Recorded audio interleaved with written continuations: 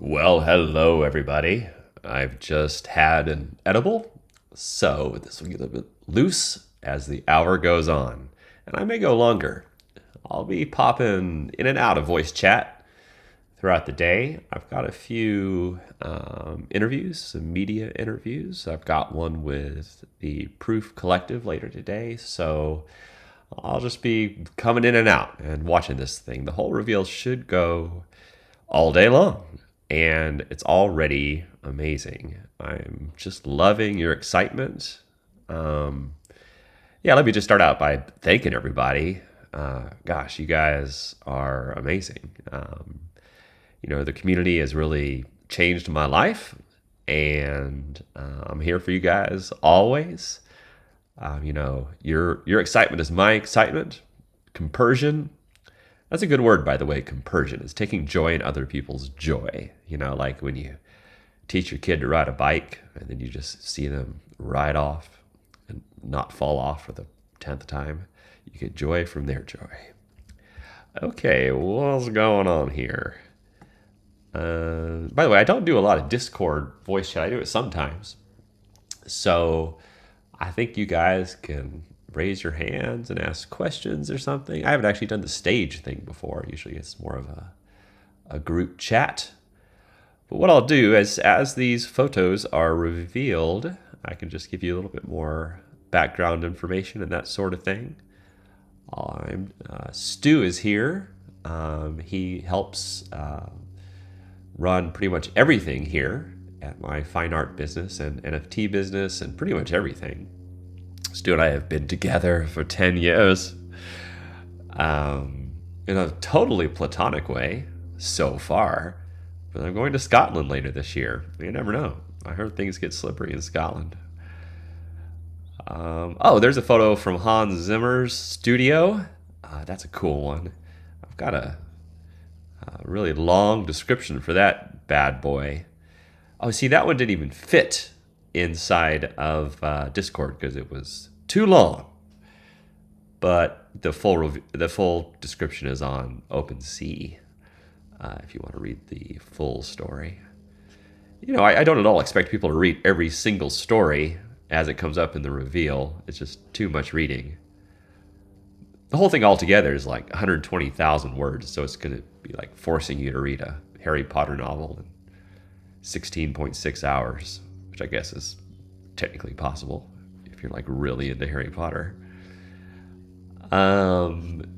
Hey Stu, are you able to come join the stage? Let me see here. Sorry, logistics. Note here, Stu, can you come join the stage? Let's see here. Let me ask you people here. Hey, how's it going? Doing good. Enjoying the reveal. Yeah, me too. I assume everyone can hear us and your incredible Scottish accent. Let's hope so. I believe we actually have one person who wants to talk to. Oh, they've disappeared. Stage fright. Come back, people. Stage Drew. fright. There we go. I, as you know, Stu, I do not have stage fright. I lead a That's what I hear. I lead a fairly fearless life, which is amazing and sometimes gets me into trouble. Here's a fun fact. I'm actually an introvert. I'm an INTJ. People may not know that. I know I appear to be an extrovert, but I think that's just because I've had to give so many speeches and so many public appearances and that sort of thing that I've just gotten used to talking to people, and it helps when you don't take yourself seriously and you just kind of have this stream of consciousness or whatever. And sometimes I end up saying stupid stuff, but in general, I've just become real comfortable with, I guess, expressing myself fearlessly. Oh, there's a nice one from Iceland. I spent, when I was learning photography about, I guess I got into it 16 years ago when I turned a tender 35. I'm now a less tender-hearted 51. Yeah, but I got my first camera when I turned 35, and I never took a class on photography or read a book about it. Nothing wrong with that, by the way, but I'm all self-taught, and I self-taught myself there in Iceland. I went there for 4 summers in a row because in the middle of the summer, which is the opposite of right now, I think last night was the solstice, right? At least down here on the South Island where I am now, it's the longest day of the year. And it's the longest night of the year, the northern hemisphere. A long, cold night, I know. Was it cold there, Stu? Standing on the top. Not so cold, but people were up on the hills standing, staring at sunsets and stuff on the news. So that's how I knew it was the shortest day of the year. Yeah, yeah. Iceland is great because it's even more north than you. I think it's at about 66 or 67 latitude, and right in the middle of the summer, like the sun doesn't really go down. It kind of just dips at the horizon and goes back up. If you photographers know this, or I guess if you're a student of astronomy or just into the sun and moon and stuff like that. I'm not talking astrology and witchcraft, having a seance with your coven. I'm talking actual astronomy. Then if you're at, the Caribbean or something, you watch the sun, it kind of goes right down, like orthogonally into the horizon. But when you're way up north, what happens is the sun comes in like at an angle, and kind of skips off the horizon. So that's why Iceland is so incredible to me, because you basically have like a 6-hour sunset followed immediately by a 6-hour sunrise. And so, that's my favorite time to shoot, really, because the colors can be so spectacular. And Iceland is funny too because if you go there in the summer, they convert a lot of the schools into like hotels, and so you can like go like sleep in a school.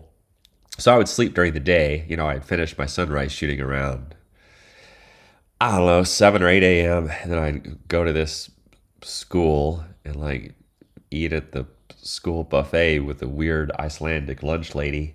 And then I would like head off to a classroom to go to sleep. And they'd put a little bed in there or whatever. And when you travel and you wake up and you're disoriented, well, this is like the ultimate version of that, because man, waking up in an Icelandic classroom, and that nightmare we all have where you're in school in your underwear, and I kind of like pop out of bed, I'm in my underwear and I'm in this classroom, and I'm like, wow, am I awake? Am I not awake? And then like you're like, what's going on? And then you look above the chalkboard, and our classrooms have like an alphabet above the classroom, and it's all in Icelandic, and I'm thinking, what the fuck is going on?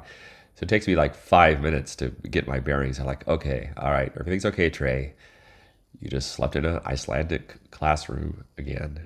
And then I would pack all my photo equipment and, put on more than just my underwear, because you need to wear a lot of clothes there.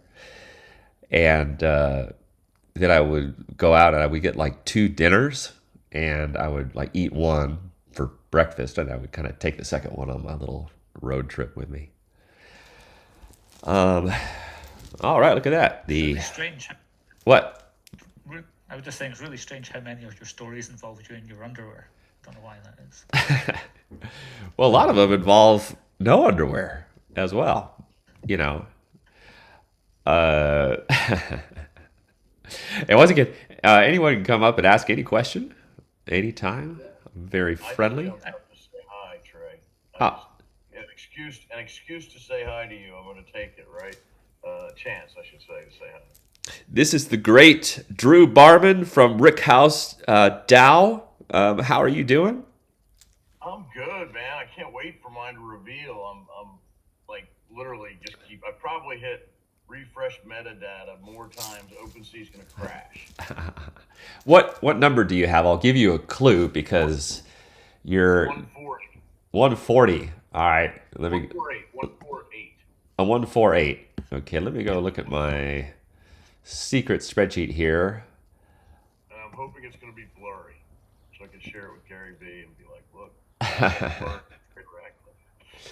Gary V. I have a hate relationship with that guy.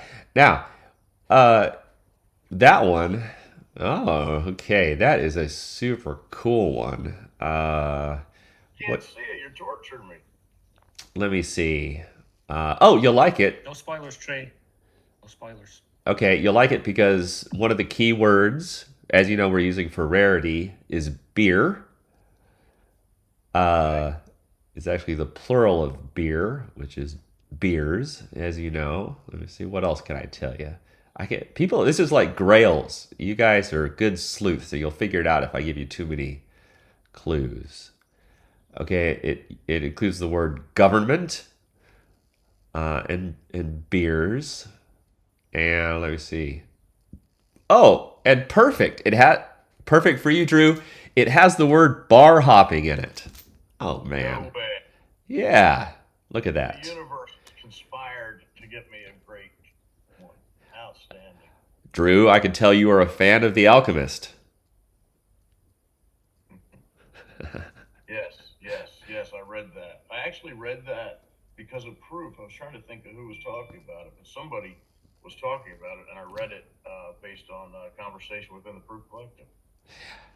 Yeah, it's one of my favorite books. The audio book is also Incroyable. It's read by oh gosh, what's that guy's name? I'll think of it in a minute, but he's got a You great was voice. talking. Who?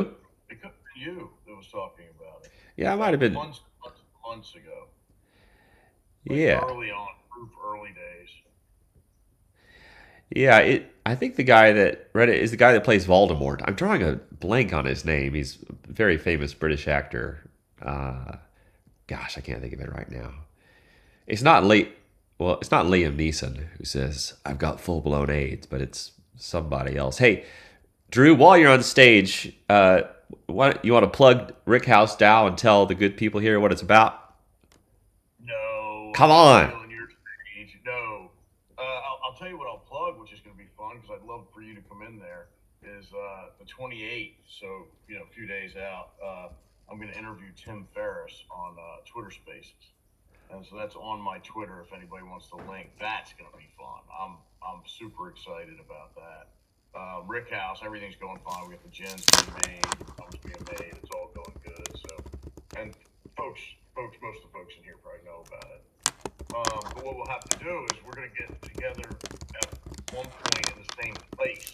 But I keep going to all these, Marfa and Vegas and Miami and New York and LA and all these events, but you're never there. And then you're going all over the world, and I'm never there. So we're gonna get me in as part of your crew, setup crew for Burning Man. That's what I want to do. I would love to have you at Burning Man, but either way, I'll be seeing you at the Proof Conference in LA, and that will be epic, won't it? It will. And hey, if you want to do anything, an offer is for you is Said Moses, who wrote the book Pouring with Heart. His father was, you might know him because you like art. His father was Ed Moses, famous. He was shared a studio with Andy Warhol, all that. Anyway,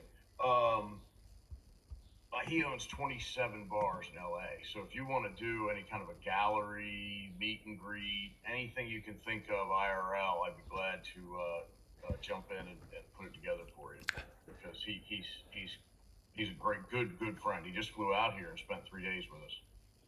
Oh, yeah, that'd be great. I'm always up for a little gallery show and that sort of stuff.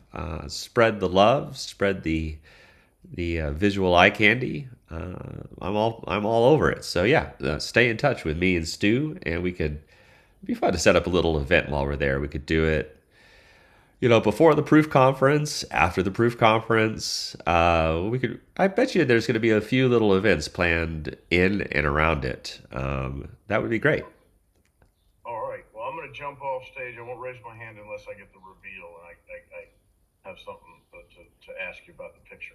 But anyway, Okay. great to talk to you, and congratulations on a great rollout and great project. Well, thank you, kind sir. Thanks, Drew. And we also have Ash up on stage with us, or Sobe Ash, I think. Hey, Ash. Hey guys, how are you? Good, thanks. Can you hear me?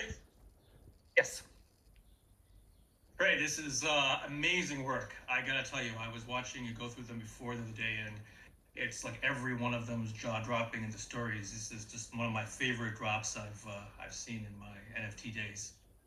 I'm noticing as they're being revealed, there are ranks coming in, and I'm wondering if you have already explained about that yet or not. How are they ranking? Right. Yeah, good question. So if people jump over to OpenSea on some of the ones that have been revealed, and you open up properties, you'll see. I'm hearing a little background noise somewhere, Stu. If you look on OpenSea under properties, you're going to see a ton of words, and that's how we do rarity. So I went through the 120,000 words that I wrote with love and joy, and I picked out about 12, actually over 1,200 words that I thought were interesting. Some are based on locations like, Antarctica or Burning Man. Others are words that I just find interesting, like meditation or ayahuasca or transcendence or whatever. And so, Okay, yeah. I remember you were talking about the number of words that each one had. So is that what it is? It's the number of words in the taxonomy. no, it's not the number of words, although the rarity is often directly proportional to the number of words. It's which words are in there. Does that make sense? I, I Yeah. see. Okay. So the ones with the So longest descriptions, like there's one about the story about when I got arrested in China, which is quite long. And just by the very nature of it being long, I end up using a lot of the same, or a lot of the words that are in the keyword list. Yeah, and actually, I don't know what the rarity is going to be until the full reveal. Like some words I use quite a bit. I noticed as I was going through, I was like, man, I use that word quite. Like I like to consider myself somewhat of a wordsmith. But then as I was going through, I was like, man, you use that word a lot, don't you? So some words are more common. Some words are less common. Like, for example, one of the keywords is Anthony Bourdain. And I know there's only 2 photos in here of Anthony Bourdain. So that word will be more rare.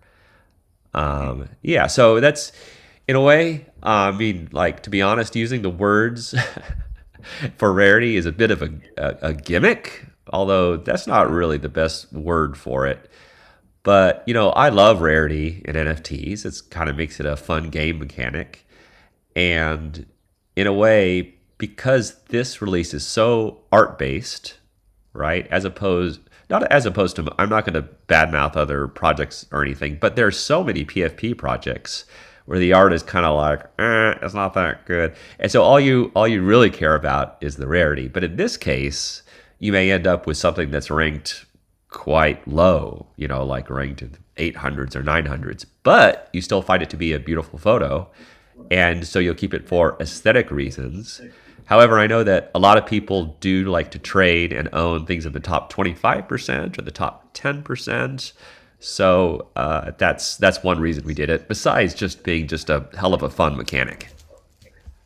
Yeah. Plus, I mean, this is the kind of thing that it can be very personal to you. Like you would shown one image. One of the photos was in South India, and I'm from Kerala, and I reckon that picture. If I got that one, that would be really cool. So I think a lot of these can be very personal meaning to individual people. So the value is personal. Cool. Well, do you want to hear a funny story about when I took my family to your hometown of Kerala in southern India? Sure, absolutely. Okay. So I love Kerala. It's great. For people that don't know, and if I misspeak, please, you're from there. I'm not going to be the one to Wikipedia describe where you're from, but uh, South India is a lot different from North India. The food is different, the people are different, it's all wonderful. And Kerala is kind of a water based city. I'm not going to compare it to India's version of Venice, but it's a place where people kind of take the boats all over the place. It's got kind of a boating culture, lots of fishing and all that jazz. So we were out, we actually, me and my wife at the time, and my 3 kids, we lived on a train for a couple weeks, and we went all over southern India, and it was great. Just such an amazing experience because I like to take my kids on round the world trips to kind of give them a broader perspective on how big and wonderful the world is. And, sometimes growing up in the US, it can be a little bit of a bubble or a bubble inside of a bubble. I'm not anti US, by the way. But I did move to New Zealand about, 10 years, 12 years ago. So I mostly raised my kids internationally, but I still like to take them around the world and give them appreciation. So anyway, we ended up in Kerala, and we're on a boat and we're kind of touring around. And I launched my quadcopter because that's such a cool place to get photos. And so I was flying around and doing all kinds of stuff, and I was getting a little maybe too fancy, although the quad should be able to take it. And while it was kind of near the boat, one of the rotors shattered, and it had this incredibly, like, everyone screamed on the boat. Not out of fear for their lives, just because they were so shocked. Everyone was watching it. That's the thing with quadcopters; everyone's always watching what's going on. And then so it slammed into the water, made this huge splash and really dramatic.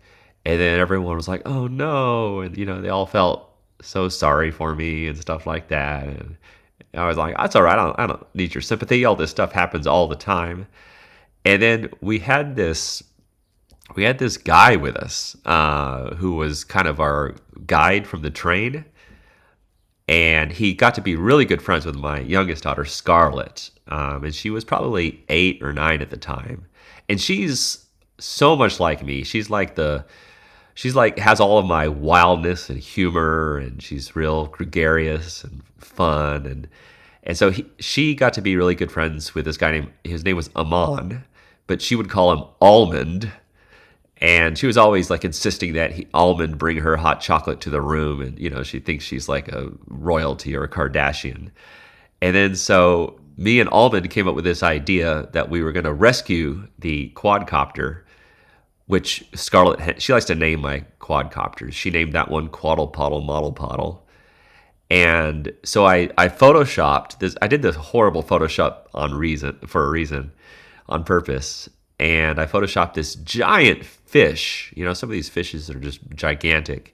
And then I photoshopped a Quaddle Waddle Puddle model like in his mouth on the shore. And I photoshopped in a photo of Almond like holding the fish.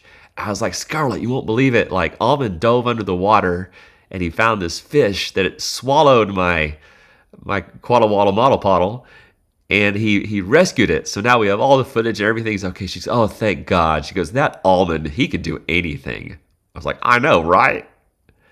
Anyway, that's one of my Kerala stories.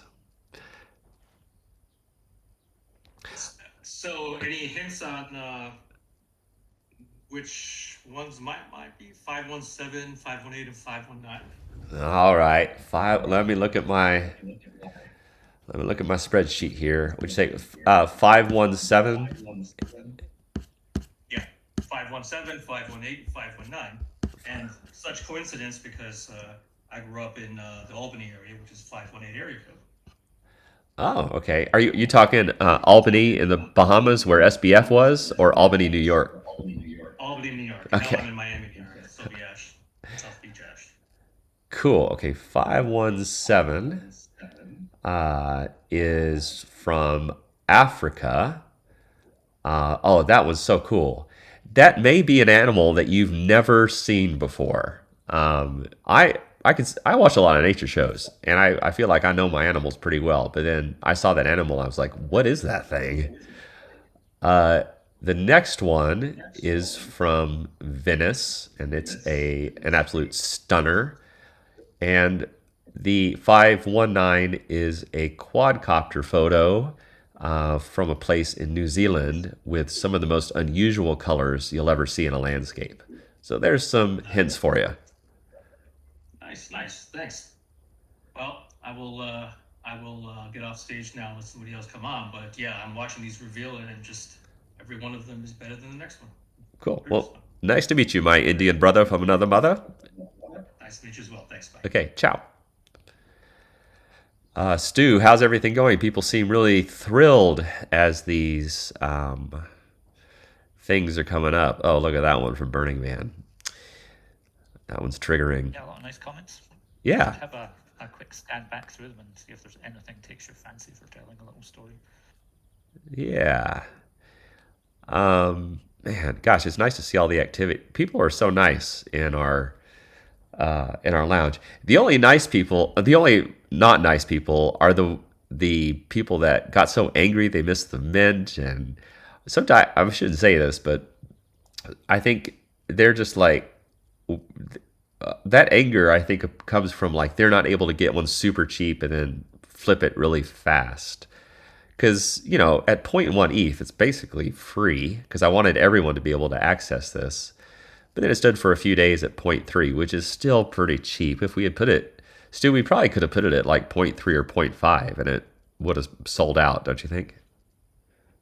Yeah, probably. It was quite weird actually. The very first time we've had to ban someone on this server, like actively ban them, was the other day. People just not being able to handle the whole not being able to mint situation. So Yeah. we've got lots of nice people on our server, and this was the first time we'd had a couple who just couldn't behave. Yeah. Hey, it looks like Crash just commented. It looks like another Moonbird guy. Oh, he's got a crown. I've got a crown one too, Crash. Says there's 11 listings. Is that 11 listings only? And the floor is up to 0.38 already. That's pretty cool. Means it's 11 more sell, and then it goes up to 0.38. And Felix just picked up 2 more. Man, these guys, people are sharpshooting, and they are picking off someone. This will be very interesting. Oh, that's a favorite one from Hobbiton. I went there for an Air New Zealand shoot. I don't normally do a lot of client work, but after I moved to New Zealand, the Air New Zealand people contacted me and wanted me to make a video because they make these cool videos for their flights and take some photos. And like, I don't really do a lot of client work, and I don't really always like it because I don't like to be told what to do. I'm an independent artiste. But, you know, Kiwis are pretty cool. And it was my first time really working with an art director. And I could tell he was an art director because he was wearing a beret. And he was a really nice guy, actually. We got along just fine. So I kind of built up this unnecessary angst about working with a team. But everyone was great. And there was this one stewardess. I guess you're supposed to call them flight attendants.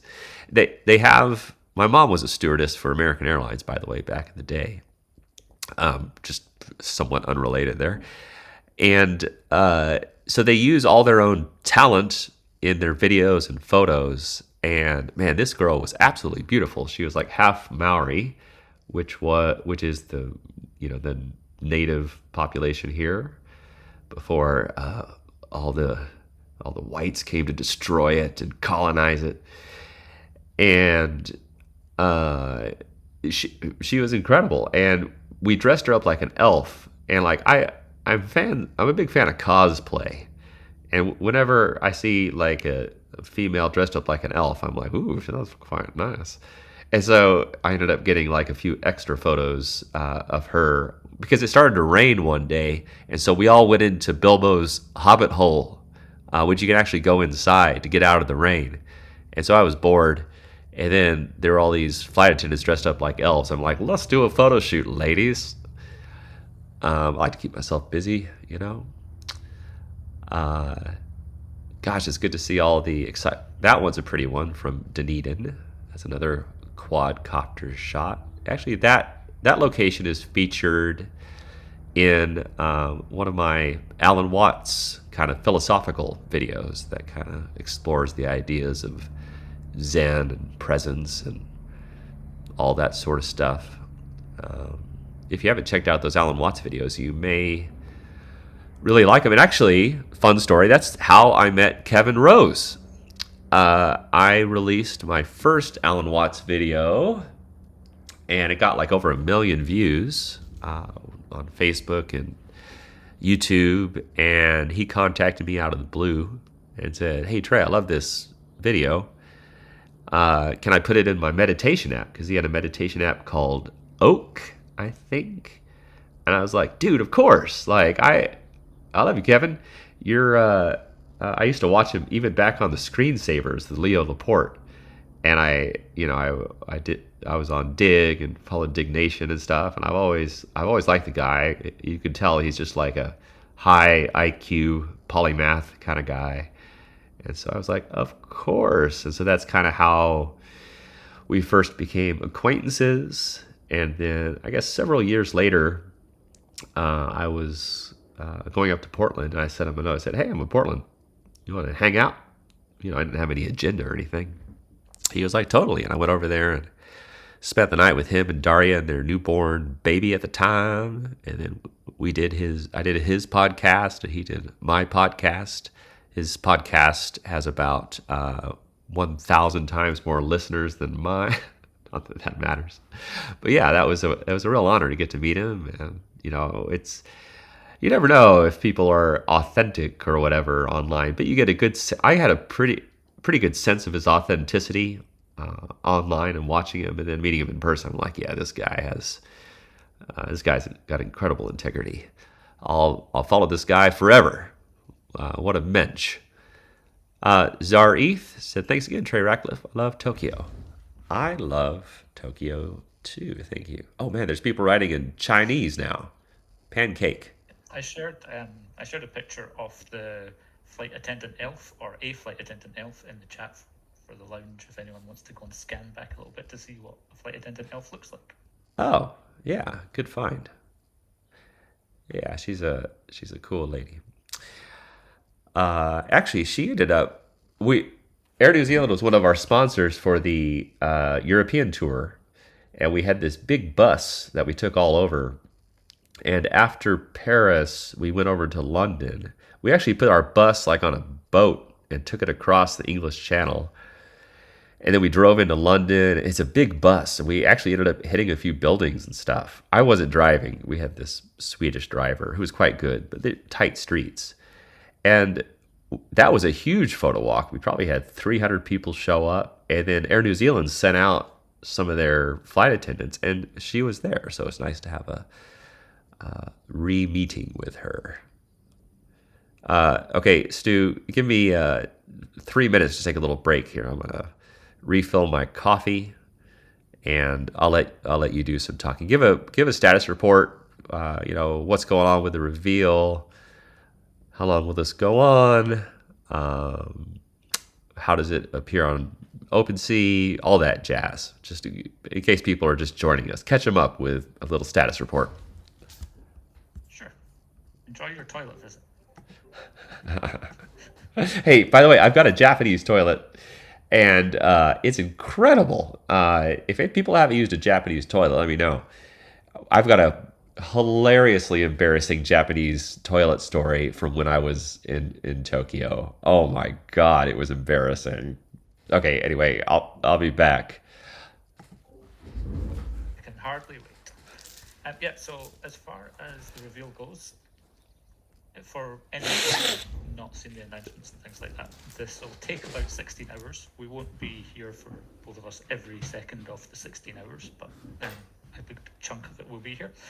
1 a minute, both into the review channel and into the lounge, so you guys can all discuss it with us, which is great. And I see we're now getting toilets shared in the lounge, so that's even better. We have uploaded these all at 4K for the reveal, so that's just to make sure it went as smoothly as possible for you guys, because some of the images are huge, some of them taken on medium format Hasselblads, and some of them that are panoramas that are stitched to massive 10K resolution and all that sort of thing. So we have optimized them for the reveal, but in a week or two, just given that it's the holidays, we'll upload the full res for you all, and you'll be able to basically go to the link for the NFT and grab the full resolution file and download it for yourself.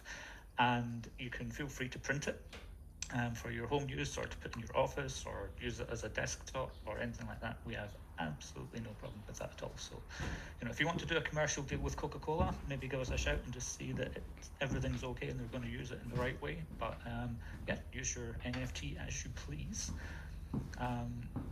What else is useful for you to know?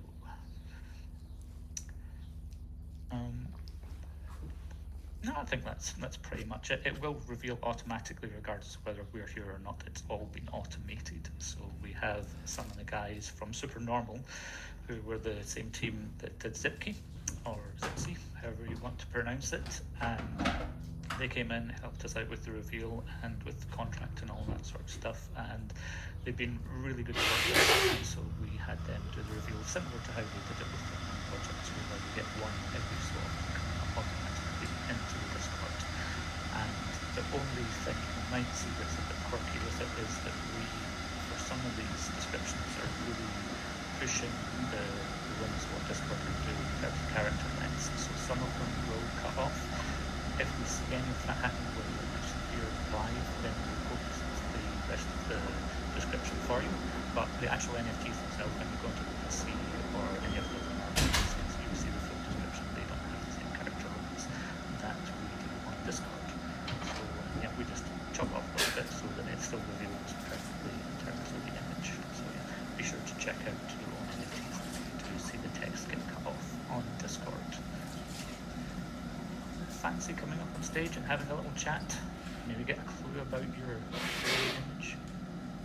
Quite happy to give away a spoiler when Trey's not here. Just raise your hand.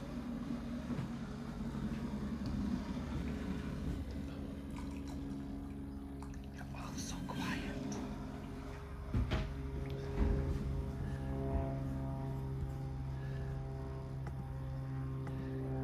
All right, Stu, I'm almost back. We have dead air. Why don't you tell people about the 6 Uber uniques? I can do that. We had about 10 seconds of dead air. Come on, that's a bit harsh. Yeah, so the Uber uniques, we have 6 in this collection that are randomly distributed around it. There was no specific reason for the location they are, other than just to spread them out a little bit, so it would be a surprise for everyone, including some of the team, where these 6 uniques are. And what you would get if you get one of these is you'll get a description on your NFT that says you found one of these Uber uniques, so watch out for that wording on the descriptions. And if you have one of those, on the 31st of March, if you hold that NFT, so maybe you don't get one today, but you can pick one up from someone on secondary if you really like it. And if you hold it on the 31st of March, we will provide you with the large format print. They're already made, sitting in a warehouse in Germany, a nice fine art storage location there. And we will help you arrange to ship it to your location anywhere in the world. We ship these things all over the world all the time, so we have a really good company that helps arrange all of that. It'll come in a nice big crate, all protected. And yeah, you get a nice maybe 1, 2, 3 meter print, depending on which one you actually get. And they have their own special hanging mechanisms that make them look like they're floating off the wall, so with attachments or anything like that. Museum quality. They are designed to last a very, very, very long time, so they don't weather, they don't fade, and they've got anti-scratch coating on them, all that sort of stuff. So it could be massive prints that you can choose to do with. And normally we sell those for anything from $15,000 up to $95,000, depending on the print and how many are in that particular. So in series 1 of Trey's prints, there were 3 per image of the physical prints, and in series 2 there were 5. So that's where the price differences can come in.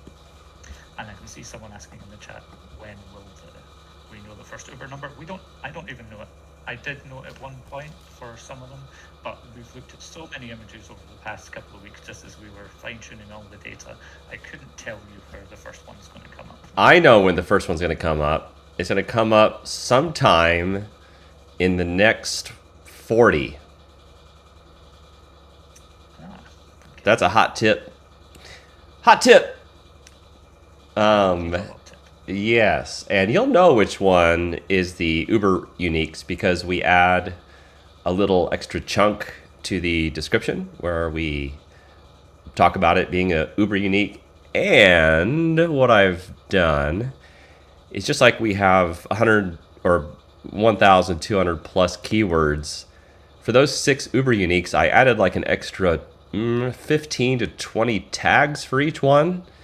Like, Uber unique, real life print, ultra rare top 6, just a bunch of extra words that aren't actually in the word cloud, so you won't see that text in there. So that's a bit of a break, but it's just 6 because I wanted to add enough tags so that it would, definitely appear in the top 10% of the rare ones in the overall listing.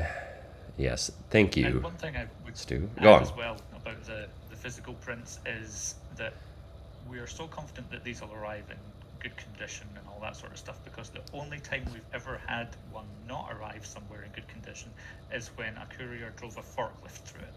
And even then it was only chipped slightly. So that's how durable these prints are. Almost forklift proof. Yeah, I forgot about that. That was a secret collector who, oh man, let me have a sip of my coffee, who will go unnamed. He's the same guy that introduced me to Edward Norton and Leo DiCaprio. So, of course, it wasn't our fault. It was his forklift that broke the print, but we sent him another one. That was a big one, actually. That one's so big, it had to go on a special plane from Germany. Isn't that right? Yes, it did. Yeah, we had to wait for a particular type of cargo plane to become available to get it over there, and then it was forklift. Real life prints, man, NFTs are easier. It's just a big old JPEG. You're not going to run a forklift into a JPEG, but people do like to have real life prints. I can't wait for people to have 4K, 8K NFT displays in their home. It can't happen soon enough for me, and that's why I think that collections like this will really have an incredibly long tail, because would you rather see something like this on your wall, or like now, of course, there's some PFPs that are kind of like bragging rights or whatever, but honestly, a lot of them aren't that good looking. I would put a squiggle on mine and maybe a few PFPs I'm really proud of, some of my moonbirds. But then in general, I like to have, well, this is just me, right? I'm a landscape photographer. As you can see, I do a little bit of everything. I do people photos, festival photos, cityscapes, street photos. Other categories I'm not into, like, pets or flowers or there's all kinds of photography. So I tend to like to have like beautiful landscapes on the wall. So someone is asking, Augmented asked, will there be opportunities in the longer run to have more prints? Maybe. We thought about that. We thought about offering like a huge discount to anyone that owns the NFT that might want an actual print. We haven't done that because, well, it's logistically difficult, and we want to we don't want to overpromise. And people can take these images and print them for their own home or office as well. So that's... Oh, yes, that's a good point. People have been asking about IP rights. These things are yours. You can do whatever you want to with them. If it happens to come from one of our real-life fine art collections, of which, by the way, there's only 42. Out of my thousands and thousands of photos, I've only selected 42. They're Series 1, which is 21 works, and Series 2, which is another 21 works. And for Series 1, we only do 3 prints, and then they're gone. For Series 2, we do 5 prints, and then they're gone.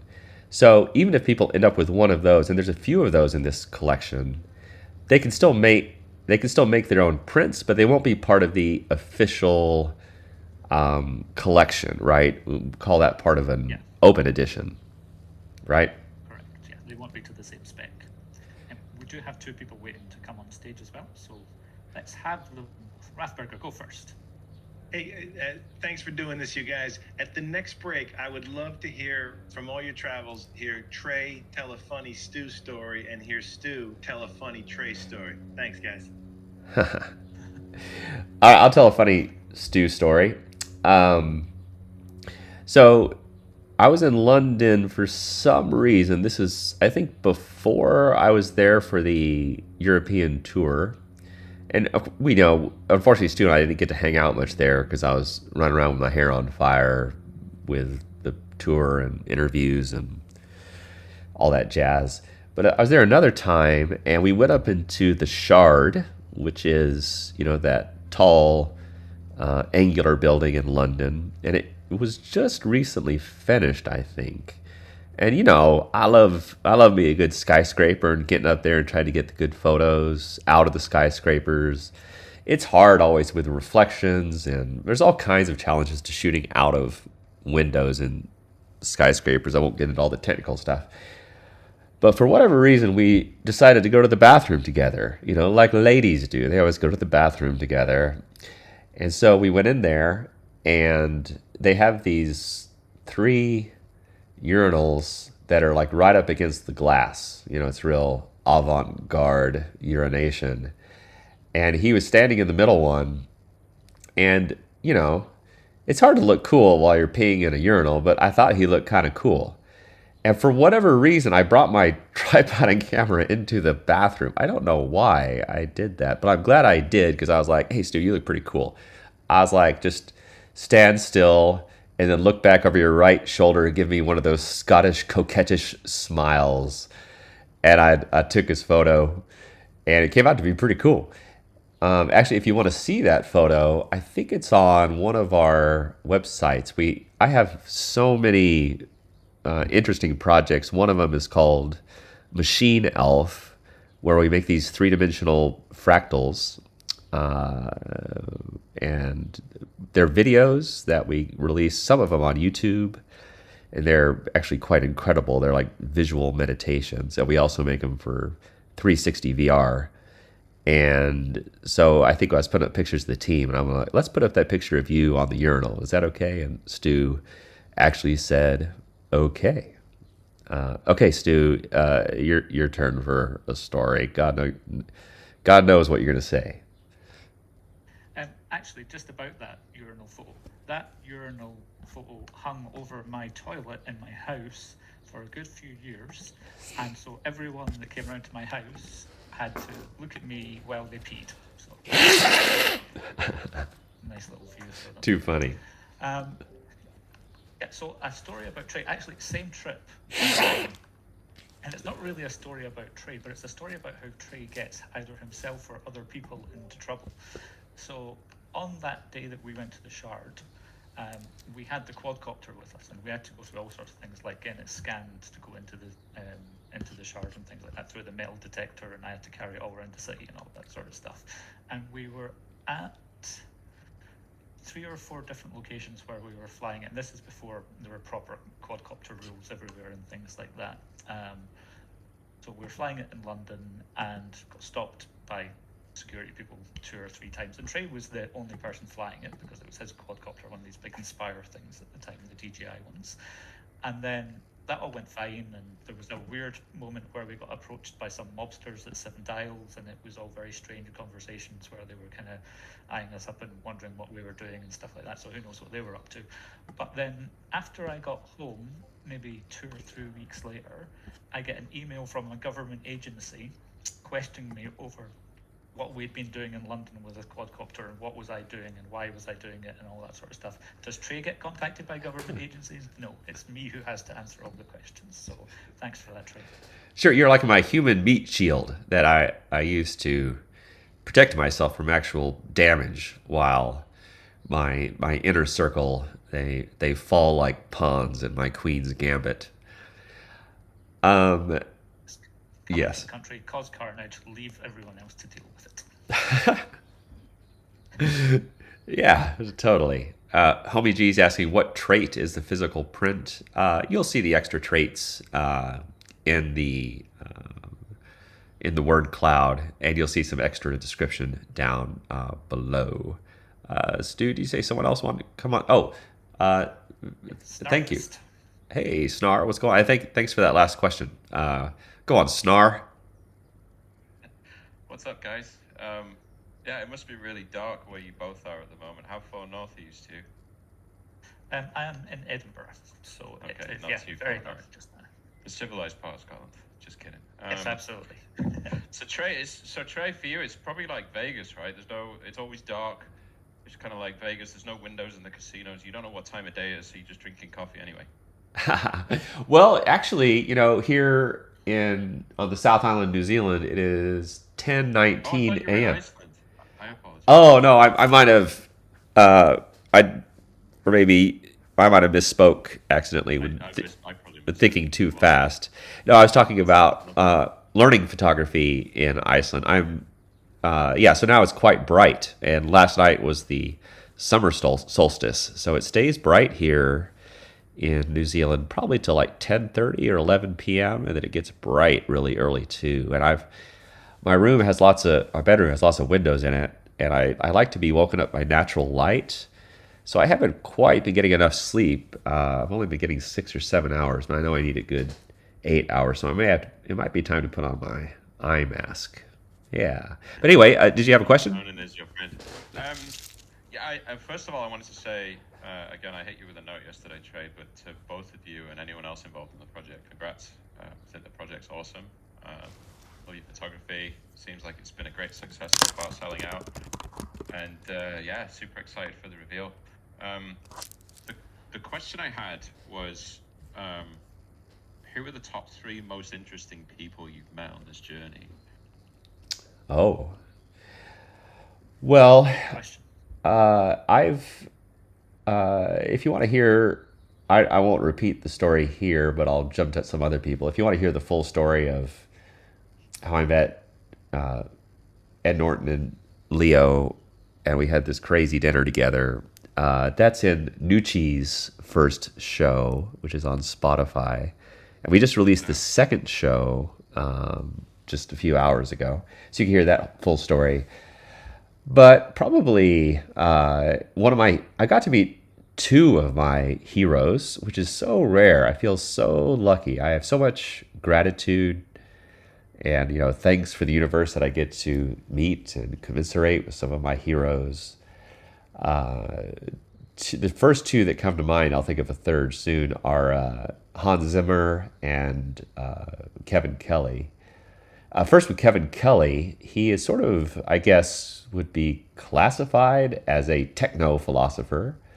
He was the founder of Wired magazine, and he's done like 3 TED Talks or more.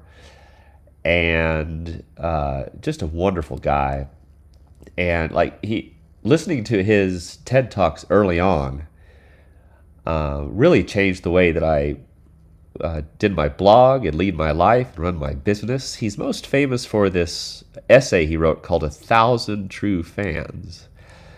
And the idea behind the essay is that all you really need is 1,000 fans, right? People look at these big numbers on Instagram or whatever, where people have hundreds of thousands or millions of followers, and they think like, oh man, I need that many followers to really be financially successful, right? And not that being financially successful is like a goal in life. And like Naval says, money doesn't solve all your problems, it solves your money problems. But, especially as an artist, there's so many incredible artists out there that are just unfortunately financially unsuccessful. And so Kevin's theory, which should be upgraded to a law, is you just need really just 1,000 true fans. And a true fan is someone that just follows pretty much everything you do. And if you put stuff out, they'll buy it. And so the math is pretty simple, right? So let's say that you have 1,000 true fans and you put out maybe 4 things a year that maybe cost $25. Well, that's $100, and that's $100,000 a year, which is really, enough to run your life or have a family or that sort of thing. And then, of course, anything above that you get is a little bit of bonus. So I think that's a nice thing to think about. And plus, he has all these he's like big into AI and has all these other theories. So I was doing a photo walk, Google photo walk. This is back when Google Plus was really popular. I had like 8 million followers or something on Google Plus. And man, that was a really fun time because I would just post a photo. And I remember Google Plus would cap out with 500 comments, and we get like 500 comments sometimes just like in minutes. But anyway, so I did a Google photo walk in San Francisco, and this is right when Google Glass came out, and everyone thought it was like the coolest thing. I thought it was pretty cool too.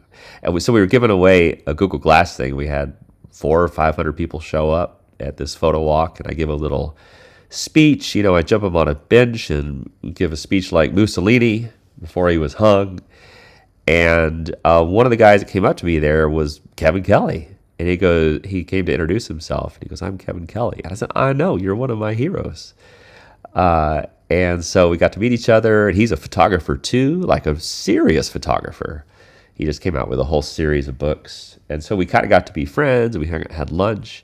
And he does these yearly trips. And one of them was the Camino de Santiago, where we all walked from Portugal to Santiago de Compostela, and that's the end of the pilgrimage of the Camino. And it was like a 10-day hike, and so I was able to talk to him the whole time. Not the whole time, but you would pair up with different people. I think there were 10 people. They're all interesting, like scientists and biologists and philosophers and artists. And actually, I posted, if you want to watch some of my 360 podcast, I have a few interviews with him there. So Kevin Kelly's a big name that came to mind. Love that guy. Another one is Hans Zimmer. I've always loved his music. He did the music for Inception, Interstellar, Batman, Lion King. He did the music for like every famous movie ever. Yeah. It seems like. Totally. And, I love to listen to music while I'm out taking photos. I'm very like dramatic in my mind, and I love film, and it kind of puts me in a different mindset. I notice when you separate your two most powerful senses are what you see and what you hear. And then when you listen to music and you're looking at dramatic things, it does give it sort of this movie-like feel. So I was in LA, and I had a pretty big newsletter, I still do, like 100K on the newsletter.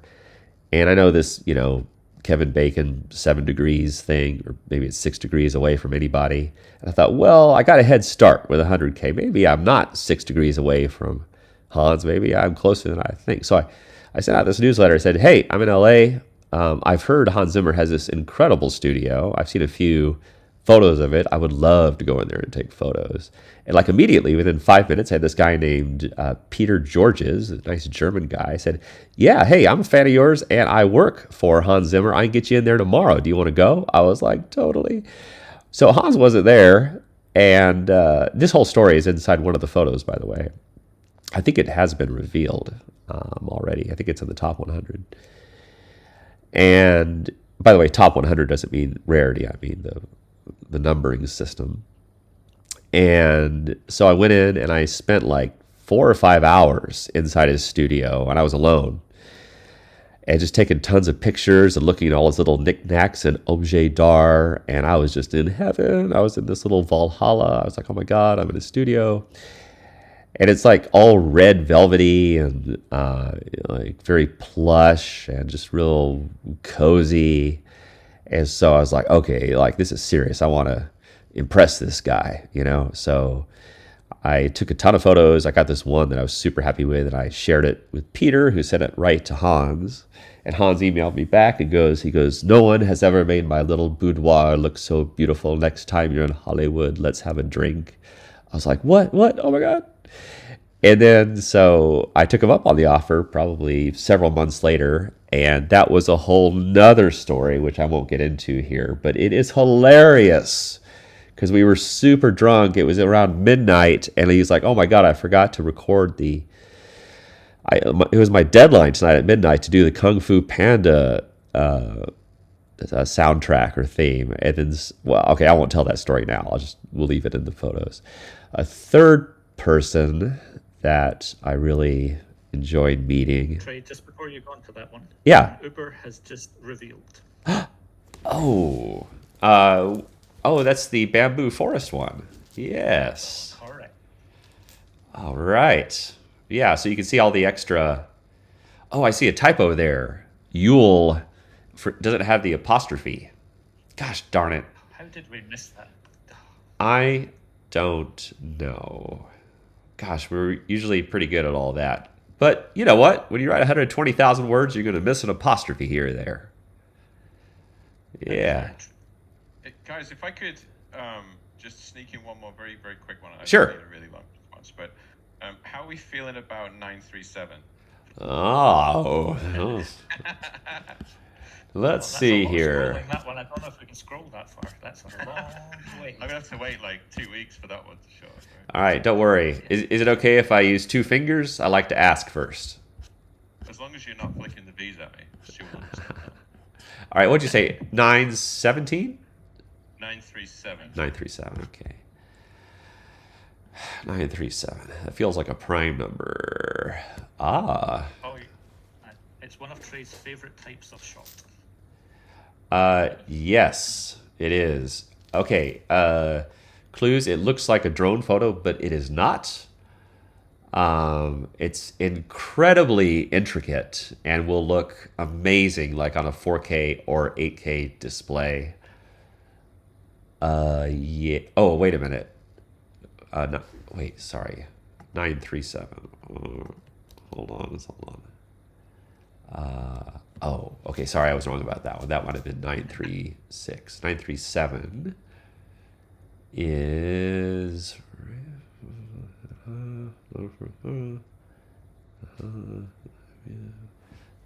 Okay, well, I can't tell from the description. So. Oh, we don't have a link to the actual photo. Okay. It's okay.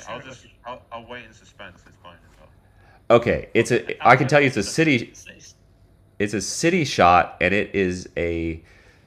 I don't drink anymore, but it's a story about me walking around with a gin and tonic in my water bottle and listening to music. Probably Hans Zimmer when I took this photo. So not coincidental that you got this one. Cool. Works for me. Thanks, guys. Good luck. Right on. Thank you. Right We on. have Sterling on stage as well. Ah, the great Sterling Ledette has entered the stage. Everyone, gather round, gather round. Take your seats. Silence, please. Stop the clapping. Sit down, sit down. As Sterling prepares his mellifluous voice to dazzle us all with his polysyllabic profundity. What do you got for us, Sterling? You know, I should have planned it better. I have 2 questions, Yes. and neither one is funny. They're just straightforward. The first is, what is the biggest lesson learned on this mint? And the second is, which of the photos, if you had to throw one over the side of the boat, is your least favorite? Oh. Okay. Let's see here. Let me think on that second one while I answer the first one. That's kind of like asking, like, which of your children would you throw overboard in like a life raft situation? Already answered. Yes. Yeah, like your. Don't like fat people. Yeah, well, no, there's nothing wrong with fat shaming who you're going to throw off the boat. But if you do throw off the fattest one, then I mean that's the most logical thing. But they're also the most buoyant, so they'll just be sitting there flapping around in the water for a long time, whining. Like no one wants to hear that. You're in a survival situation. As for number one, I have learned that this live reveal totally rocks. I thought it was going to be a pretty good idea, but I love the level of excitement and this sort of thing. I stole the idea. Great artists steal, but in this case, so do I. From Zipsy, which had this reveal where you could see all of their, Korean cool. The art's actually quite cool. I still like Zipsy. I think it's one of the prettiest PFPs. Some of the combinations didn't work out that great, but most of them are really cool. I hope it makes a resurgence. I have faith in the Korean market. I think they're a bit behind the U.S. market. So I thought this would be a fun reveal, and I'm right. I hope I see more projects do this because it's pretty cool, and it involves the whole community. Everyone gets excited, and they can ask questions. So that's not really a lesson learned. That's a lesson assumed and then correct. I don't think we've really made any mistakes here. The actual minting process, we had a few problems, and there were like 2 or 3 proof people that missed out from a kind of edge case scenario, but we fixed that problem. I don't know, Stu. What do you think? What are our lessons learned from this? Yeah, I think that you can never, when you have the amount of data we have thrown about over the past month or two, you can never have perfection, and you have to accept that there will be tiny, tiny little things, even though we're sort of perfectionists, and you just have to let that go a little bit. So, yeah, I think that's probably it. It's just it's been a huge amount of fun more than anything else, and there were certainly some long periods of editing spreadsheets and descriptions and toing and froing about which images to have and which ones to not have. But you know, this not being our first collection, I think we've done a little bit of learning before now and had a good idea of what would make a success and what wouldn't. So it's been fairly smooth as projects go. So I think we can feel Yeah. happy about that. And I think even though in proof or my own Discord, people, I often act like quite a buffoon and say ridiculous things, and I appear never to be serious about anything. I do take my photography and art pretty seriously, and these rollouts pretty seriously, and I kind of have that engineering mindset since my degree is actually computer science and math. So I'm quite fastidious and OCD about making sure all the I's are dotted and T's crossed, and all the background logistics that happen in these types of things. We did decide to launch in the middle of a bear market, which probably, that was a pretty bold idea. But I felt like all the work was quite strong, and I wanted to price it at a good bear price that anyone could get in. And I think we're all headed towards a bull market. Of course, the phoenix shall rise again.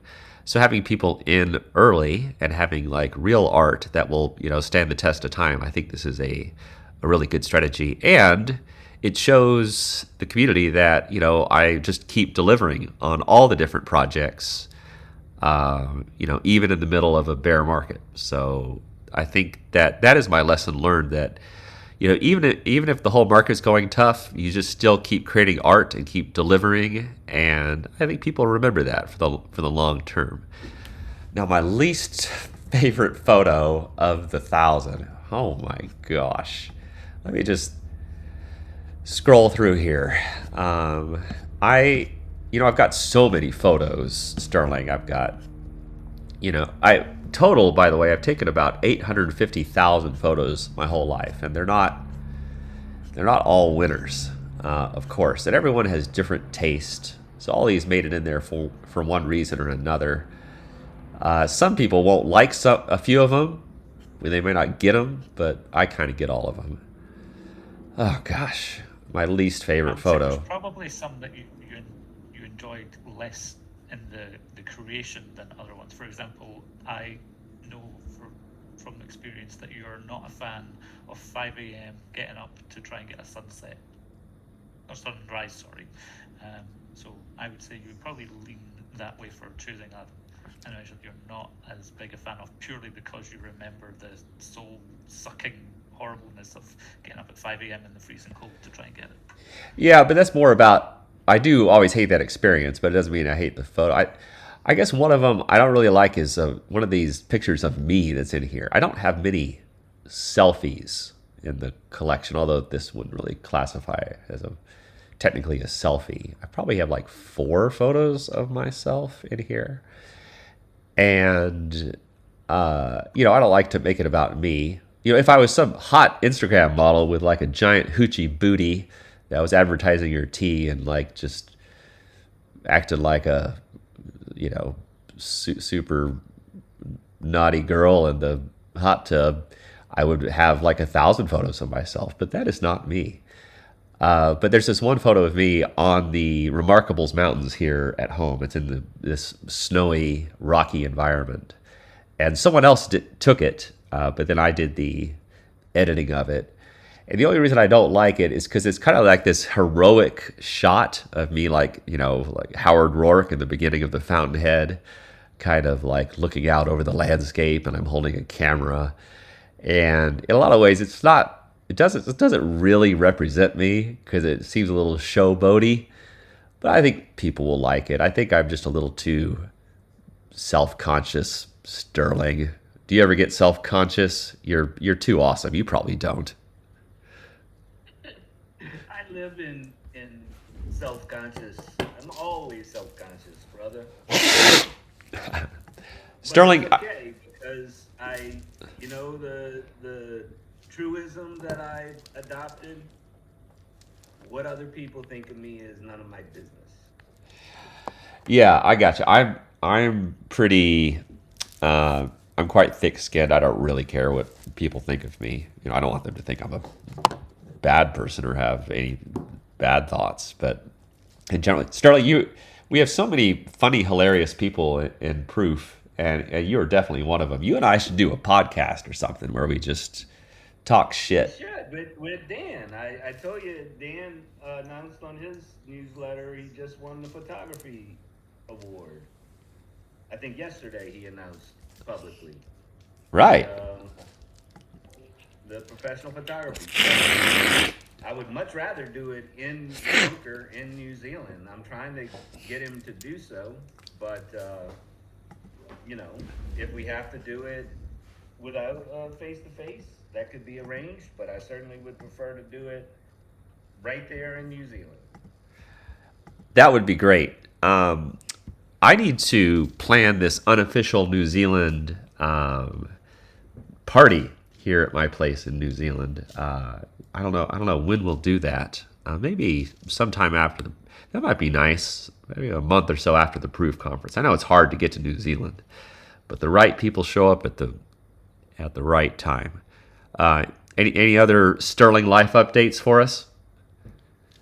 No, I'm gonna have to head out to pick up my son. He passed his.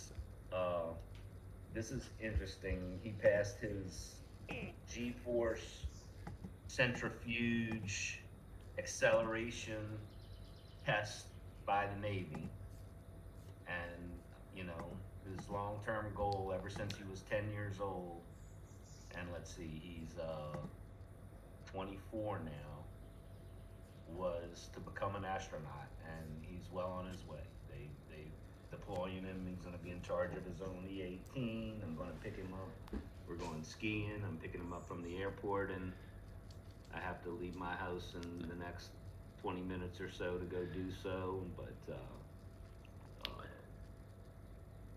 that's the one interesting thing. He's passed his exam. He failed the first one. Most kids do.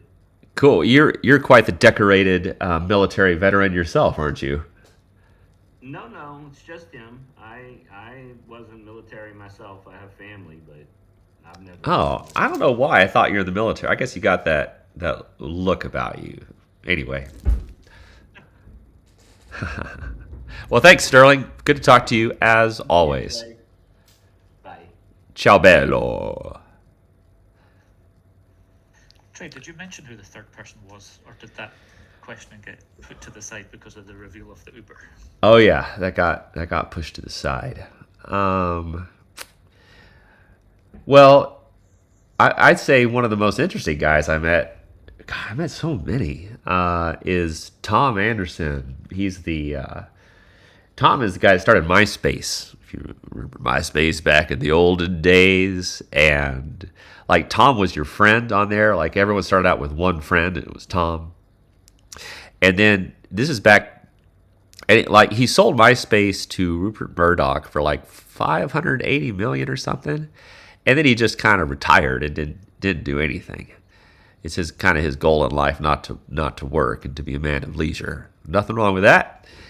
And this is back again during the Google Plus days, and he kind of appeared out of nowhere, and he started writing these long, thoughtful pieces on social networks and why he thought Google Plus was good and why he thought Facebook was bad, and he would analyze MySpace and what made it fall apart after he sold it. And like, it was just really interesting. He was the first person that actually ran a major social network to start doing some kind of thoughtful analysis of the entire landscape. And his posts were really popular and stuff. And he and I were together like in the top 10 most followed on Google Plus. We both had like 6, 7, 8 million. And like, we were up there with like Lady Gaga and all these people. Like, we didn't need to be up there. But so I sent him a note and I was like, hey, Tom, I really like your lucid thinking and your essays and that kind of jazz. And he wrote back, he goes, oh, I really like your photography. I've always been interested in photography. And then, when someone, it doesn't matter if you're famous or not, but like, it's always kind of fun to get an email from a somewhat famous person. And I said, hey, cool. Yeah, I'm coming to LA to see my agent at CAA. Do you want to get together? And he was like, yeah, I would love that. He goes, why don't you like stay in one of my mansions? I was like, all right. The number of times I turned down staying in a mansion is low. And so we went out at this place in the Hollywood Hills, and he came out to let me in, and he was real nice guy. It was a little bit of an awkward interaction. I don't know why. I'm a pretty awkward person. And I thought, oh, maybe he doesn't really like me or whatever.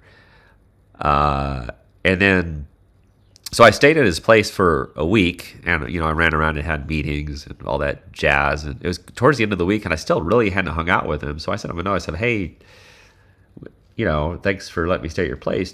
I guess we should hang out or something. He's like, yeah, why don't you meet me at this Thai place in West Hollywood? So I went over to this Thai place, and we sat down like at 7 p.m. and outside. It wasn't a nice place. It was just a place with an old, rickety table, and we had Thai food.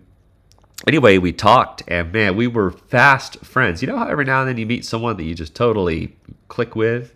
And we sat there, honestly, from 7 p.m. till 7 a.m. just talking like a couple of schoolgirls at a slumber party.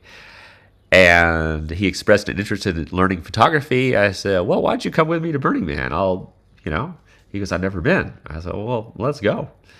And so we went to Burning Man, and, he wasn't paying me or anything. I was just like hanging out because I really liked the guy. And so we had an incredible time there. And then we just started to travel the world together. We went all over the place, and we were having so much fun. This is something nobody knows. I don't know if you remember this, Stu, but we actually filmed a TV show. We had a crew, and we had a producer, and they followed us around, and we were all mic'd up because we were having such fun. We're having the most amazing conversations. We're like, we should record this stuff. And so we did it, and we recorded a few shows, and they just weren't very good because our producer would try to throw in like all of this, she was one of the producers for Survivor, I think. And so she was trying to throw in all this fake conflict, not between me and Tom, but like, she goes, the show needs tension or something. And so we would just end up in these situations that were just dumb, and it just didn't seem authentic to us. So we just scrapped the whole thing. I do wish we had those videos. I have no idea where they are. Anyway, another long answer from Trey. Yes, I don't know where those videos are. The idea did sort of evolve into becoming an artist, I guess. So that was at least one thing that came from it. Yeah. Oh, Sterling says that first Uber Unique has been listed for 100 ETH. Which is a bargain at twice the price, I say. Absolutely. Another person wanted to talk. Sure. Hoodie on Who is coming up to the stage. Cool. Hello there. How's it going, Hoodie on Who? Oh, how are you doing? It's a nice evening, man. Here, congrats on the review and everything. I love every piece of the art. And, I just have a quick question that I saw you have a lot of photos taken in China and in Asia. I like to know like maybe you have some fun story to share when you visit China, because I'm Chinese, so I think from your perspective I can learn a lot about my own culture as well. So I just want to hear like any kind of story or encounter, because China is like wild, man. So I want to know. Sure. What part of China are you from? So like all my parents, they're actually from the province Zhejiang, but I grew up near Shanghai in Jiangsu province. Oh, yes. Okay, yeah, I know that area pretty well. I've been to China probably 10 times. Yeah, I really enjoy it there because it's one of those places that is just so different from the rest of the world. I love studying different cultures and seeing how people live and just, seeing the kind of stuff that you don't normally see. I kind of crave new experiences. Oh gosh, I've got so many stories from China, and there's a lot of good ones in this collection. I bet you China might be one of the categories of these photos that is the most prolific. I bet I have at least 50 China photos in here. But of course, China is a pretty big place, as you know. So there's a lot of variety even within in China. Yeah, I'll tell a story about sleeping in a guard tower on the Great Wall of China. So since I'm always looking for new experiences, I go to lots of travel blogs. I get lots of tips, and I saw this. Someone had written an article about sleeping in a guard tower on the Great Wall of China. I thought that sounds great because I had visited the Great Wall at least 3 or 4 times in different areas of it. It's pretty long, that thing, and most of it is in ruins and kind of like nature's taking back over. So I contacted this guy that could supposedly do it for me, and he was outside of Beijing. So to get to the Great Wall from Beijing is like an hour drive, depending on where you go. But this place was about an hour and a half away. So we showed up at this guy's house, and it was like a real sketchy house. And he kind of came out, and he was like in a dressing gown. He looked all bedraggled, and he didn't look like I don't know what I expected, but I didn't look to see this kind of ragamuffin come out. And he didn't speak a lot of English, and so I was there with 2 people, my assistant, and then Curtis, Tane and Curtis. And we're like, hey, we were basically the only white people in this little area, so I'm sure he knew who I was, or who we were.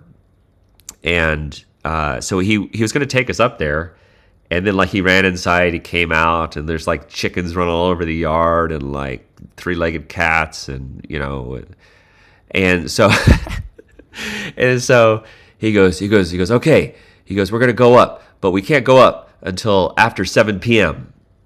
And we were like, because we had all our stuff, our camping stuff and jazz, because this is not going to be like the Ritz-Carlton. It was a little bit rough because he told us to bring sleeping bags and stuff. I was like, well, this doesn't really sound like a first class experience, which is fine. I don't, I'll sleep in a bush. I'll sleep anywhere. Given the choice, I'll take luxury, but I certainly don't mind roughing it. I've slept in some crazy places over this tour. And we're like, well, why can't we go up until after 7? He goes, well, that's when the guard station empties out and they switch over. And we're like, what? And he goes, yeah, they don't really let people approach the Great Wall after sunset. We're like, okay. And then so we thought that was a little weird to begin with. And so, we got some food and we got some beer and wine and stuff like that, and all of our camera stuff and quadcopter and jazz. And then so like he's on the phone talking to people. He goes, okay, we go now, right? And then we jumped into this really sketchy vehicle that was not roadworthy, and we're just rumbling down this dirty pothole filled road. And then like we stop like outside of this little police station kind of post. It looks like Checkpoint Charlie or whatever, and like he's watching to see where the guards are, and then then the guards are changing out. Then he floors it past this place, and like it's like dust and everything. And so we're now like jumping all over the car and flying all over. And I'm like, what, dude? What's going on? Why are we in this this Fast and Furious Great Wall episode? What's happening? And he goes, oh, it's illegal to sleep on the Great Wall of China. And I'm like, dude, this wasn't in the brochure. And he goes, don't worry. He goes, I'll give you my cell phone number if anything goes wrong. And so anyway, we blast up there. We get up on the wall, which wasn't easy because there wasn't exactly an escalator to get up there. And he took us over to this guard tower that's all dilapidated. It was beautiful, but it was all kind of in ruins. But there was enough shade in case it rained, we'd be fine. And then so he set us up real hastily, and like he gave us like a little lantern or something and like a bag of rice. And he goes, okay, enjoy your night.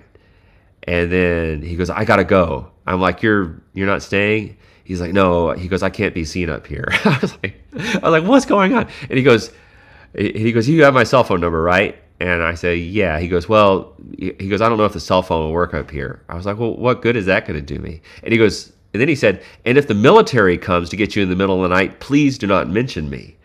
I said, like, what? And then he just ran away. I was like, oh my God, what have we gotten ourselves into? So I was like, well, I had already talked myself out of Chinese prison one time.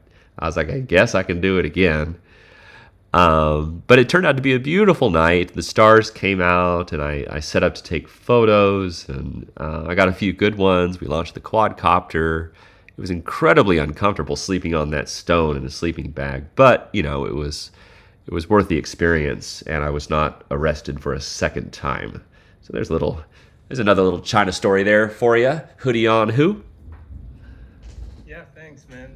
It's an amazing story, and yeah, because you mentioned Elon Musk before. Like when I was, I don't know, a couple of years ago, I really enjoyed like watching Elon Musk's like ideology in general, and it just like collides with the Chinese Taoism very well. And I just feel like in Web3, we're gonna see more like cultural exchange between West and East, and we're gonna find the best out of like the best culture out of Earth. Like it's gonna be a new culture, and I think that's gonna be along Web3. And I'm glad I found this project, and yeah, I'm be glad on your journey together. Thank you. Thank you very much. Yes, I'm also a big fan of Taoism and Eastern philosophy. I tend to align more with Eastern philosophy and Zen and the interconnectedness of all things rather than the Western style of thought, which is more Socratic reductionism and categorizing everything. And when you subcategorize everything into buckets, it makes them feel less connected when really everything is quite connected. And I've done enough psychedelics and plant medicines like ayahuasca, ibogaine, the crystallized poison of the Sonoran desert toad in the form of 5-MeO-DMT, to know that there is a global conscious tapestry to which we're all connected to. Obviously, this is one of my hobbies, and I do my best to bear that out in some of my art. Yes, so I'm down with that too. Oh, look at that. There is one of my only personal photos in here. That is my son, Ethan, and my daughter, Scarlett. I have 2 daughters, and I really want to name them Search and Destroy. But my wife said, that's dumb. And I said, oh yeah, you're dumb. So I didn't win that argument. That wasn't my best arguing strategy, but I still think it would have been a pretty good idea. How's everything looking, Stu? It's all looking good. The reveal is going as smooth as we expected. Everybody's happy.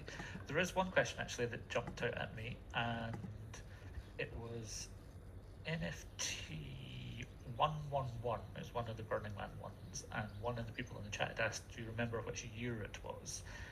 I know remembering Burning Man stuff is really hard, but... Number 111, huh? Oh my gosh. Well, I have been to Burning Man for the last 11 years in a row. So 111 has been revealed, right? Yes, it has. Yeah. So if you just scan up a little bit in the chat, you'll see it. It's just it revealed just before the one in the family in London. What does it look like? Um, Oh, I see it. it is. Okay. Yep. Yes, that is on the night of the burn. I think that was probably the burn. The man burns on Saturday night, by the way. And it's incredible because you get all these.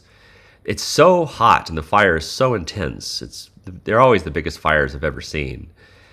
And it creates all these fire tornadoes and all these wild localized fire effects. So I took this from the top of our art car from Camp Walter. And yeah, it's just such an amazing night. In fact, this is probably the last photo I took of the man burning, because I probably took this about 5 years ago, and I took so many photos of the man burning. I just decided to stop, like in the past few years, and just enjoy myself. That's usually the night that I do MDMA or Molly, ecstasy. I save that up for that special night because you can't do it too often. Otherwise, all your serotonin, oxytocin, adrenaline gets run out. So now I just don't take photos on that night, and I just enjoy it. And by the way, I'm not one of these people that says, there's a lot of people say like, oh, if you're taking photos of something, you can't really enjoy it. I completely disagree with that. Especially when I take photos of my kids at a play or whatever, because to me, it helps you focus more and do that sort of thing. So this is not really that reason. This is just more because I'd probably taken photos all day. I was tired. I didn't feel like I could get anything better than this. So I was like, all right, once you get the answer, you kind of hang up the phone. Yeah. Let's see, what number are we up to now? Oh, there's the Hobbit Hole that I mentioned earlier. Good old number 120. Neighbor Favor says, you guys better still be around when mine reveals in a few hours. Yeah, I'll be on and off all day long. I think one of my media interviews is coming up in not too long. We've been on for 2 hours so far. Hey, is that right? An hour and a half. Oh, that's right, an hour and a half. The reveal started 2 hours ago. Excitement started 2 hours ago. Yeah. Well, it's great. These things are still selling, and the price looks great, and people are excited. They're asking if my interview is about the 1K project. Yes, this is going to be for the Proof Collective. I'm doing it with NFT Stats. He just had a great interview with Claire Silver, who's another photographer, and she's gotten really into AI, and it's a fantastic interview. And I agree with her 100%. I do a lot of AI stuff too, and it appears that we both receive the same level of hate and the same kind of muggles saying the most ridiculous things about AI art. And funnily enough, her responses are the exact same as my responses. So anyway, it'll be good to talk to NFT Stats about this. Oh, there's a cool photo. That's in Chefchaouen, Morocco. This cool town in northern Morocco that's all painted blue. Stu, do you remember why it's painted blue? I should know that, but I don't remember. Explain yourself. Yeah. Oh, first to answer Theo's question. No, we're not doing a Spaces with Proof. It's like a Proof podcast for their actual podcast series. Chefchaouen in northern Morocco is painted blue because during the Spanish Inquisition, which apparently nobody expected, all the Jews from Spain moved to Morocco, which is actually not very far. It's just across the Gibraltar State. And this is in northern Morocco, so it's easier to get to. And so a lot of the Jewish population moved there, and they painted the whole town kind of a light blue to remind them of God's love from the skies up above. And now, even though most of the Jews have gone elsewhere, now it's like 99% Muslim or Islamic. But they continue to paint the town blue and put fresh coats of paint on every year just to kind of maintain that theme. Although I think that most of the locals don't even know well, actually, they may know the original intent. I have a funny story. I got so many funny stories from Chef Shaoen. Such a cool place. So people there wear these special things called jalabas. Actually, they wear them all over Morocco, but especially in the colder climates. And there's another picture from Chef Shaoen. Every now and then there's a grouping of photos. Actually, I think I only have like 9 from Morocco in the whole collection. So if you ever see 2 of them pop up from the similar location, that's just coincidental. And so these jalabas, they look like, what the Jawas wore in Star Wars. So they're like cloaks with like a pointy hood. And I thought everyone looked so cool walking around in them, especially at night, because it's all mysterious and it feels a little Burning Man-ish. And I was like, man, I want a jalaba. But I was a little worried because, like I'm just this white guy. And I thought, is this like cultural appropriation or whatever? I'm the least woke guy there is. But I was like, I don't want people to think that I'm, some kind of a weirdo or something. It reminds you of that European Vacation movie where Chevy Chase got all of his kids berets with their names on it. So anyway, I went to go get a jalaba, and I got a nice one. Nice material, nice threading, nice little accents. And then I kind of, sheepishly put it on in my room. And I thought, oh my gosh, I'm going to go out and wear this thing.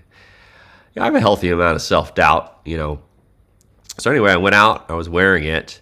And then I'm telling you what, Stu, everywhere I went, I would have men come up to me and they would just give me like the most approving, like respectful nod.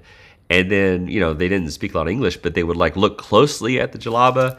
They would like touch the buttons and they would nod like, oh, this is very nice. Or they would look at the threading that went up and down by the buttons and look at the craftsmanship. And they would nod and smile. And, they were talking Moroccan. I didn't know what they were saying, but if you know this book, The Alchemist, there's just kind of this one international language.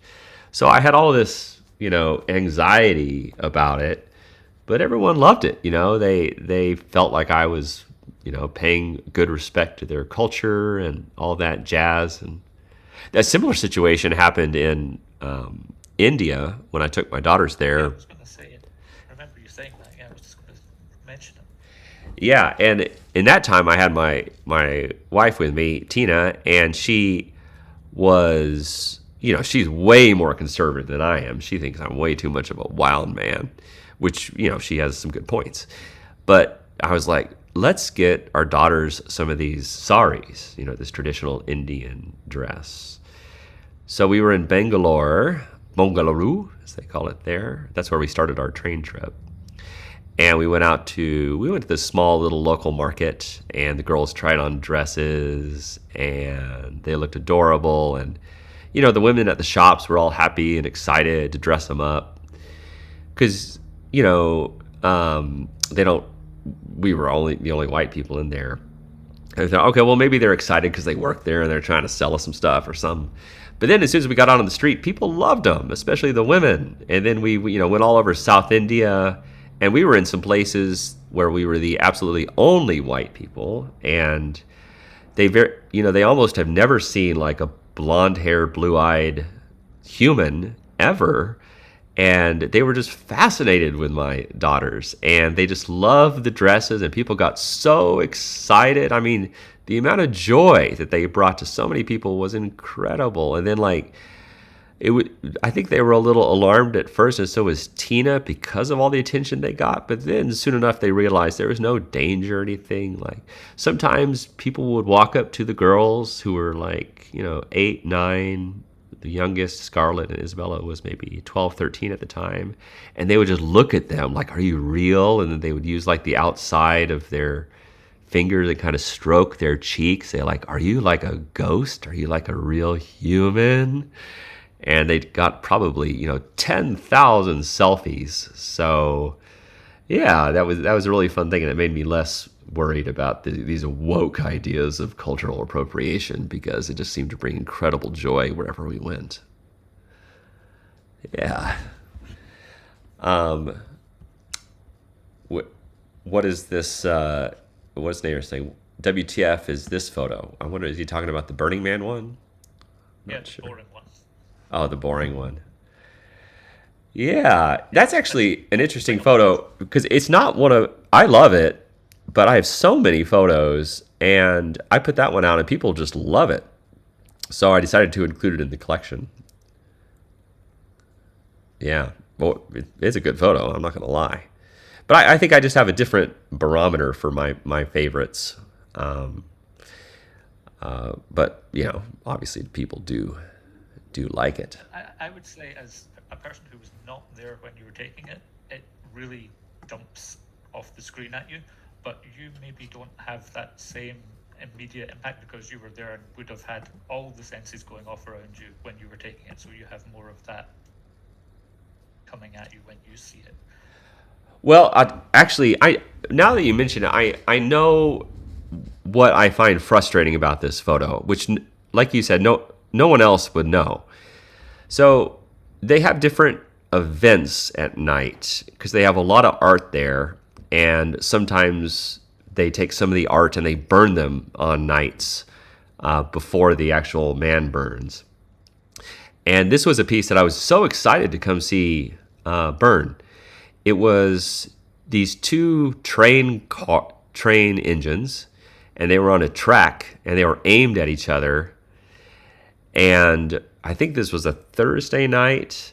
And what they were going to do is they were going to have them go full speed into each other and blow up into a massive explosion, which apparently was a thing they used to do historically, like in the olden days in the US.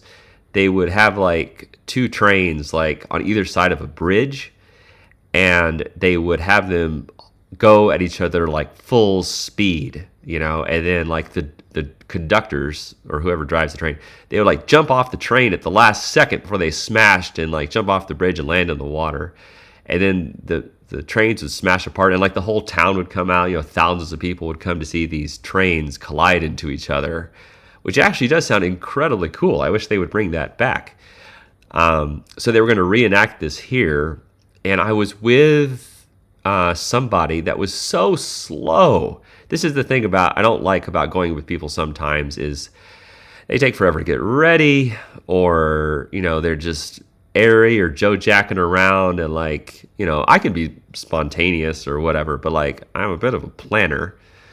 And so I got here late and I was like, and then, I can always fight my way to the front with my camera. I do it, not fight, that's not, I kind of weave my way to the front.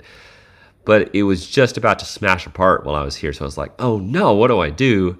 So I kind of circumnavigated the crowd, which probably about 5,000 or 6,000 people came to see this, until I found this. And I thought, okay, well, this will be a good, consolation prize.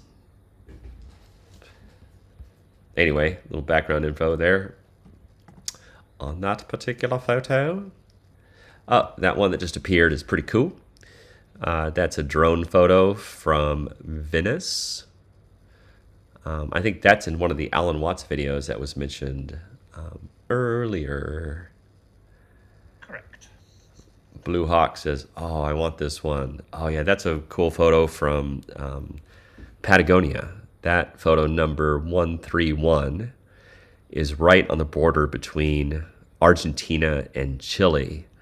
And actually, to get to this place, I had to hike about 40 kilometers carrying a ton of equipment. And I was there with these 6 ex-Soviet military guys who were tough. I mean, if you want to talk about a couple of tough people, these Russians are pretty tough.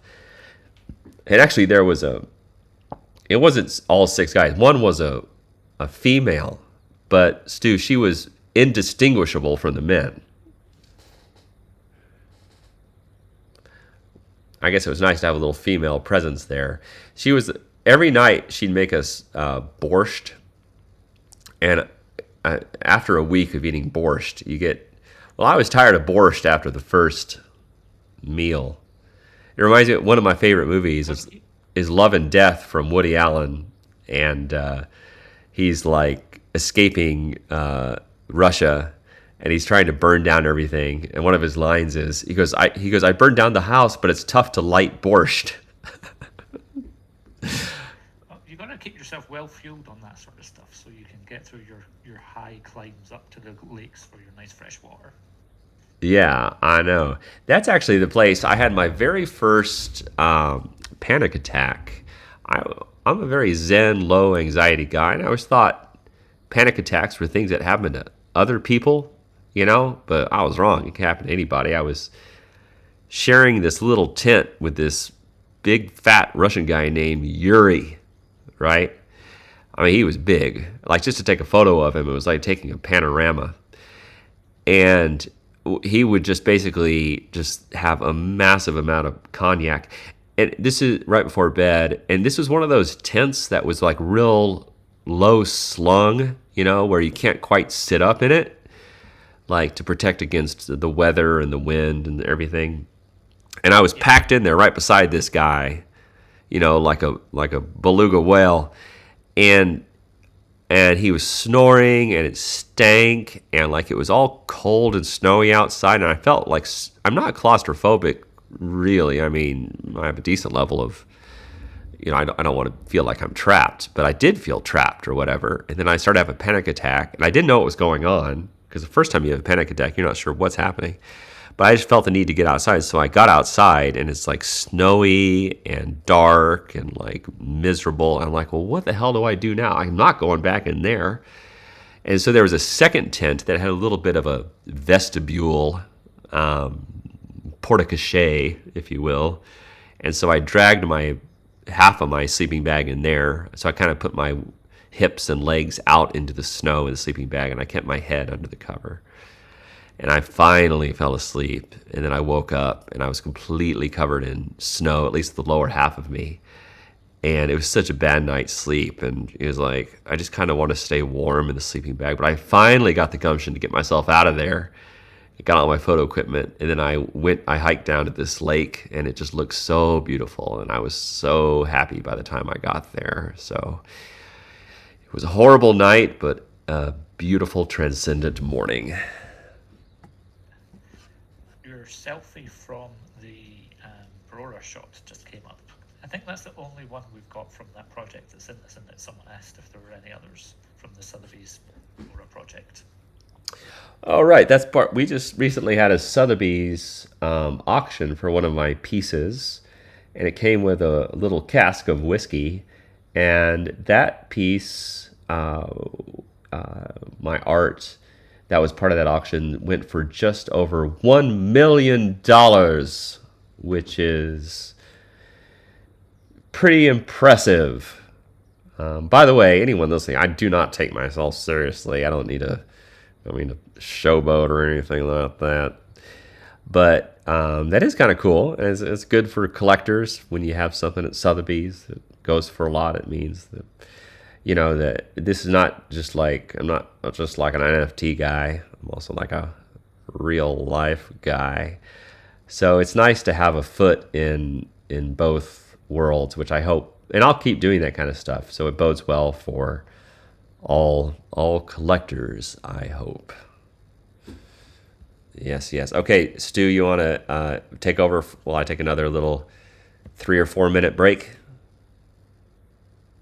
Was thinking we should probably end this first one because I've been trying to record it, so I'll stop the recording and we'll see if it actually even worked or not, and then we can come back, or you can come back after a decent enough break that there's been a few more images shown, because that has been nearly 2 hours now. Okay, yeah, that's fine. Let's wrap up this part 1 right now, and then I'll go take care of my stuff. I think I got 1 or 2 interviews, and then I could probably come back. I don't know. I'm not going to make any promises now. Well, I mean, I promise I'll come back, but I won't promise what time. But maybe we'll make another little event there for everybody, and so people. Yeah, and if people just want to watch the lounge chat, and we will say when the next call will be. Yeah, and I'll stay active in the lounge chat, as will you. And by the way, we're reading everyone's comments. We can't always reply, but I'm soaking them all up. So again, thank you guys. Oops. Thank you guys for all your excitement and passion, and I really appreciate it. It's going to be a long and beautiful day. Thanks to the whole team, and thanks to you guys. So thank you.